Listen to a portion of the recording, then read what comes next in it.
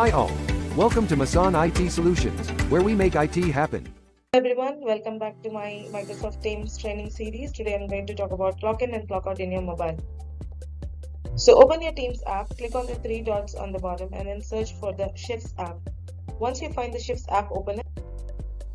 If the manager has already assigned a shift, you will be able to see the shift in your mobile phone on the top in today's shift, and then click on time clock, then start the play icon to start the shift.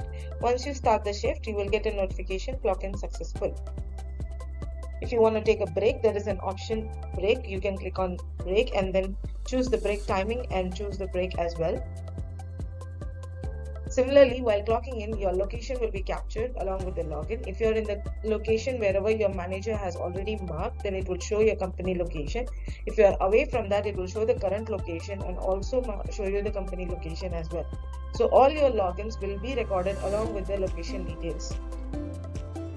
To clock out from the same shift, kindly open the Shifts app again and click on the shift which is assigned today and click on clock out from the shift. Once you clock out, it will show the time entry for the day. You will be able to adjust it if needed, else just confirm the time entry and click on clock off. It will show a notification it is confirmed and clocked off.